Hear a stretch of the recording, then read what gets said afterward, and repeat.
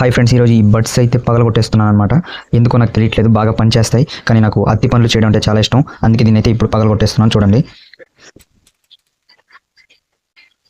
Friends, ఇరిగైతే పోయిందనమాట. ఇక్కడ మళ్ళీ box అయితే 2 తునకలు అయిపోయింది. మళ్ళీ ఇంకొకసారి అయితే దీన్ని పగలగొడతాను ఫ్రెండ్స్. చూడండి మీరు.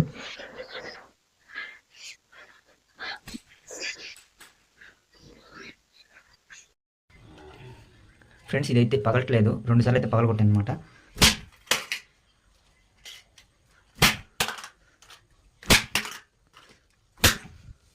ఫ్రెండ్స్